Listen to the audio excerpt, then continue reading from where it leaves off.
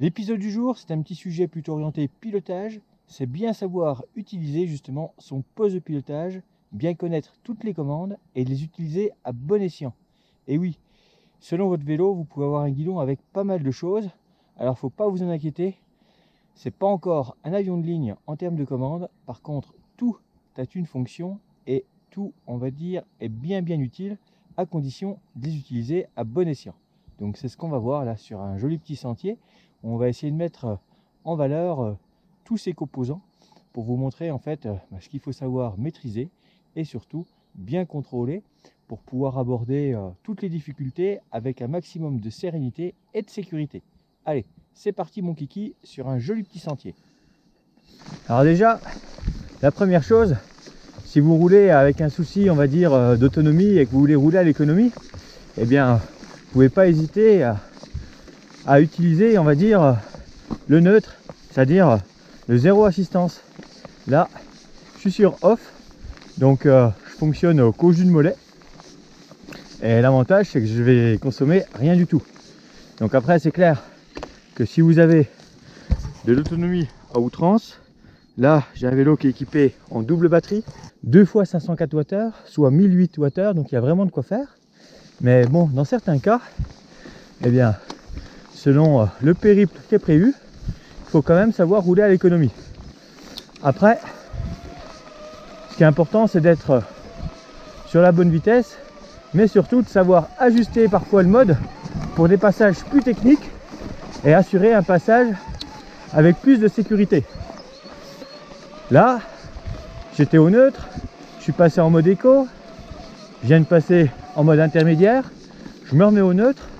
L'intérêt d'avoir une commande super ergonomique, bien placée, c'est qu'on va vraiment pouvoir en jouer un maximum. Donc voilà, ça il ne faut pas hésiter à utiliser. Dès l'instant qu'on a un mode tout automatique, on consommera forcément plus que si on est on va dire en mode manuel et qu'on ajuste au cas par cas selon les difficultés à passer. Donc ça, il faut en être conscient.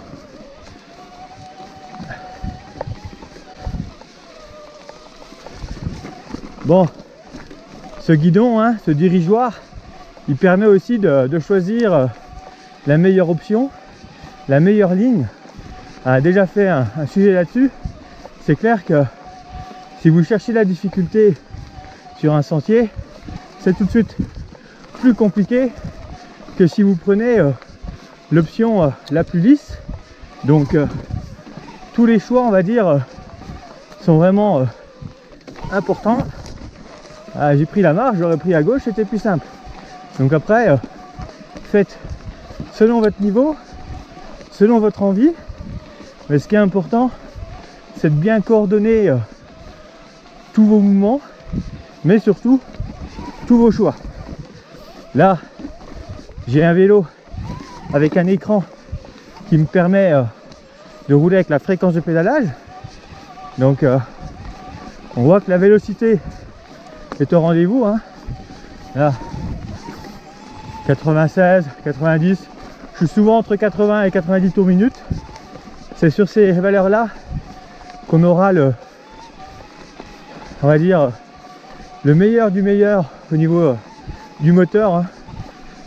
Peu importe la marque, tous les systèmes fonctionnent un petit peu près pareil. Oula, une carcasse de biche pour le matin au réveil. Avant le petit déj, c'est pas terrible. Bon bah s'il y a une carcasse de biche, déjà c'est qu'il n'y a pas de loup.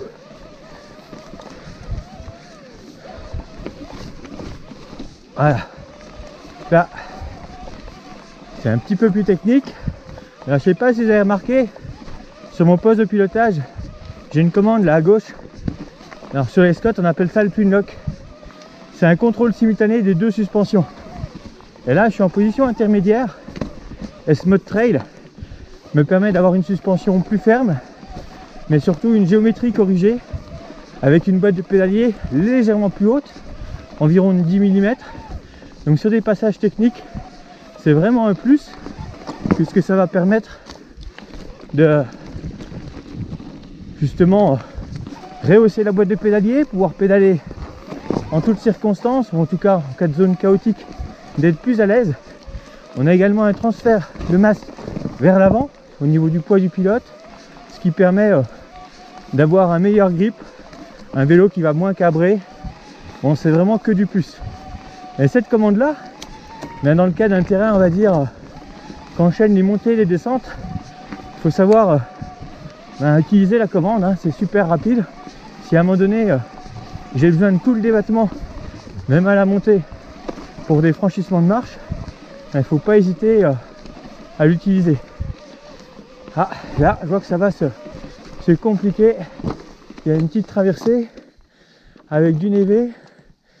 Bon, ça a l'air d'être bon après de l'autre côté, donc ça vaut le coup de traverser. Mais là, on va assurer. Alors, un truc tout con, hein, quand vous devez pousser votre vélo. Moi là, j'ai pas besoin de l'assistance à la marche. Je vous l'ai montré tout à l'heure au démarrage. Mais mettez-vous plutôt du côté opposé dans tous les cas au pédalier, quand c'est possible. Vous aurez, on va dire, plus d'amplitude de mouvement. Et c'est tout de suite je trouve, plus facile aussi. Et dans le cas d'un dévers, vous vous mettez toujours à l'amont du vélo, le vélo à l'aval.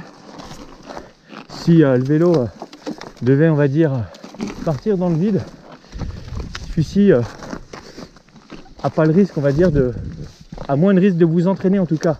S'il est par-dessus vous, les 22-25 kg risquent de vous pousser. Et après, sur des passages comme ça, hein, on a déjà parlé en montagne, vous surveillez toujours l'amont, vous n'êtes jamais à l'abri d'un chamois qui malencontreusement pousse une pierre et du coup eh ben, vous l'envoie sur la tête. Ah, là j'utilise le walk, hop là.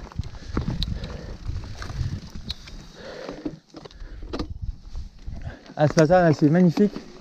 Le soleil s'est pas encore levé, ça devrait pas tarder, mais bon, à mon avis, je serai en forêt. Ah, là c'est du pierrier, donc faut pas hésiter à mettre de la puissance, mais la puissance fait pas tout. Quand les pierres se dérobent, elles se dérobent. Hop là, encore une petite traversée et on va revenir sur la terre ferme avec notre petit sentier. Si vous devez porter le vélo, on a déjà fait un sujet sur comment porter son vélo et différentes astuces. Surtout, coupez-le. Ne mettez pas un vélo sur son épaule ou sur son dos, le moteur allumé. Vous faites tourner le pédalier, ça déclenche le moteur et là, les doigts dans le plateau, direction les urgences. Voilà, c'est bon pour cette petite traversée. On va pouvoir enchaîner. Hop, je remets mon twin lock. Un des éléments aussi qu'on va pas hésiter à utiliser, ça va être la commande de tige de selle. Là, sur la plupart des vélos maintenant, surtout en tout suspendu, vous avez une commande au guidon. Parfois elle peut être sous la selle, hein, c'est clair. Parfois les deux même. Et lorsque je vais appuyer dessus avec le poids du pilote, la selle descend. Si je laisse ma commande appuyée, elle remonte. Dès l'instant que je relâche la commande, hop, elle reste en position. Ça marche comme le fauteuil de bureau. Donc là, c'est le seul point commun, on va dire, avec le télétravail. Donc en montée technique, parfois je peux être amené à descendre légèrement ma selle pour justement avoir une répartition des masses plus basse sur des parties techniques et tout. Après, si je veux la pleine puissance, ça sera selle haute. Après, en descente, je vais pouvoir descendre cette selle pour gagner en amplitude de mouvement. On a déjà fait des sujets là-dessus. Ça, vous vous en doutez. Allez, hop, on rattaque. Donc là, on passe sur des phases à peine plus techniques. J'ai descendu légèrement ma tige de selle. Je vais rester en trail. Là, hop, la petite difficulté, je peux revenir en écho, je pourrais même tout couper là, sur un passage comme ça, mais tout de suite ça pique. L'écho, c'est quand même le minimum. Si j'ai de l'altitude, et là, hop, les racines, hop, la pleine puissance, une marche, choix de la ligne, choix de la ligne. Alors, quand on connaît pas, c'est pas évident, mais voilà. l'alternative à gauche était peut-être un petit peu meilleure. Après, repartir dans la pente, alors quand il y a la place ça va, des fois il faut bouger pour repartir sur une partie plus plane, pas le choix, et hop, et là je suis en montée, mais je sais pas si vous avez fait attention, j'ai toujours un doigt sur chaque levier de frein, prêt à freiner, parce que c'est pas parce que ça monte qu'à un moment donné je vais pas être obligé de mettre un coup de frein pour ralentir avant un obstacle, modifier une trajectoire ou m'arrêter si je vois que ça passe pas et stabiliser le vélo. Donc même à la montée, il faut toujours être prêt à freiner. Ça c'est super important. Après, je sais pas, vu que ça a l'air d'être quand même plutôt un balcon, une grande traversée, je sais pas si on aura des épingles un peu plus loin serrées, mais comment dire, dans certains cas, je vais passer en mode trial, en mode pogo, pour pouvoir repositionner le vélo. C'est-à-dire que tout frein bloqué, et bien à un moment donné, si je veux changer la direction du vélo, je vais passer en mode petit bond pour rebondir, et là ça se fait tout frein bloqué. Donc sur un passage où on voit que ça ne passera pas à l'enroulé, c'est-à-dire en roulant, hein, généralement on va essayer de prendre le plus large possible. On a fait des sujets sur passer les épingles, et bien si ça passe pas en roulant, on va être obligé de passer en mode pogo. Voilà. Ça c'était du Perrier beaucoup plus chaud qu'en bas. Vous avez vu, j'avais mis l'assistance maxi, le twin lock. J'ai pas hésité à déclipser un pied. Alors on déclipse toujours le pied à l'amont. Que si on doit mettre le pied à terre, c'est plutôt avec le pied côté amont que ça va se passer qu'avec le pied côté aval. Donc là c'est tout des réflexes qu'il faut avoir et vraiment utiliser à bon escient toutes ces commandes. Ce qui va être surtout très important aussi, ça va être le réglage d'ergonomie de tout ça. On a déjà fait des sujets. Moi, dans ma façon de régler mes leviers de frein, j'aime bien les avoir à l'intérieur du guidon pour pouvoir avoir en fait juste le levier qui vient au bout du doigt et avoir toute la pleine puissance. Il y a une technologie là dans les freins Shimano, le servo wave, avec une cam en fait qui va apporter de plus en plus de puissance, de la progressivité au début et ensuite un maximum de puissance, toute la cavalerie. D'où l'intérêt d'être en bout de course. Les autres commandes, tout doit être aligné par rapport aux avant-bras, hein. Il ne faut pas avoir le poignet cassé, tout doit tomber sous la main pour être efficace et réactif par rapport aux difficultés. Et comme ça, tout ça, ça devient naturel, ça devient instinctif et vous pouvez profiter du paysage. Et là, ce matin, c'est magnifique, ça annonce vraiment une très belle journée. Le soleil est en train de se lever sur le Mont Blanc là-haut. Et là, forcément, dans la vallée, on est encore à l'ombre. Ça, c'est la magie du matin. Allez, on va continuer ce petit périple sur ce sentier qui est bien sympathique en direction de la Flégère, pour ceux qui connaissent le domaine, l'hiver ou l'été. Et là, hop, au niveau du mode d'assistance, je vais tout ouvrir. Il y a un peu de la marche, il y a un peu du caillou. La trace la plus facile serait à gauche, mais je suis mal engagé pour aller prendre à gauche, donc je vais prendre celle qui est à droite. C'est pas grave, je contrôle mon vélo. Si à un moment donné tout se bloque et je dois m'arrêter, j'ai mes doigts sur les freins, je suis prêt. Allez, hop, on y croit. Voilà, là ça bloque, hop, je freine, le vélo est en sécurité. Hop, je vais choisir, je vais adapter ma trajectoire pour pouvoir repartir, trouver une zone plus stable au niveau adhérence. Et hop, c'est reparti. Et là, ce virage là, si je ne l'ai pas pris à l'enrouler, si je dois repositionner, hop, je passe en mode pogo et hop là. Donc voilà, c'est vraiment tout le temps une correction à chaque instant pour s'adapter au terrain le plus possible. Et à la descente, eh bien, ça sera le choix du bon rapport, du bon mode. On a fait un sujet là-dessus. Et là, ça devient très évident.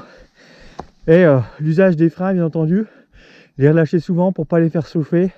Là aussi, on a des sujets là-dessus. Alors, ben, roulez bien, prenez soin de vous et surtout, faites-vous un maximum plaisir.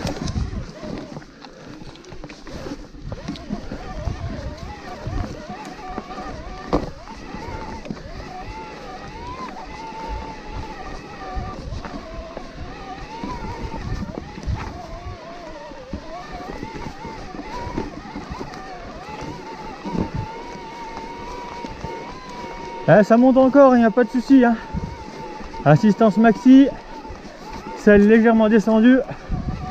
On tape un peu plus de 100 tours minute. Et là, le soleil qui ne devrait pas tarder à surgir. Ah, c'est magnifique.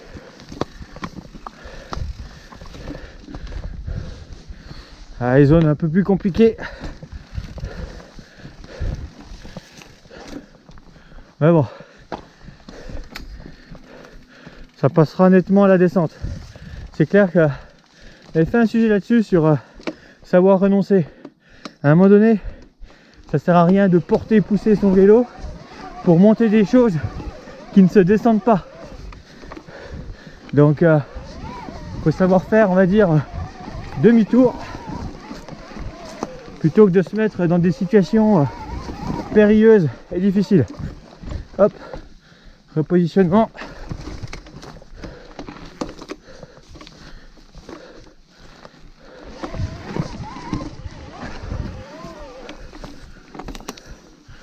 Hop là.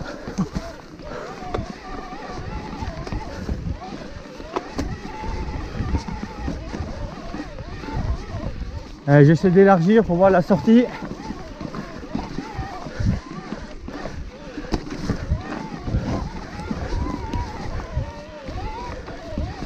Elle est magnifique cette montée.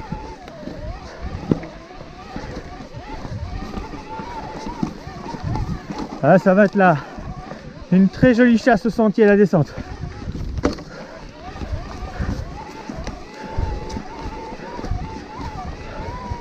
Allez, si vous voulez la retrouver, je pense qu'on va l'appeler chasse au sentier sous la Flégère.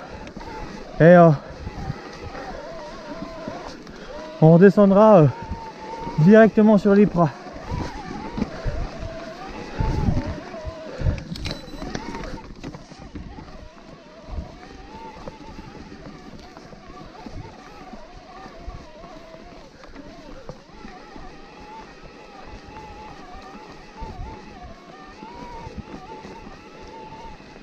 Ah, quoique, s'il y a un sentier qui part là, sentier des Gardes.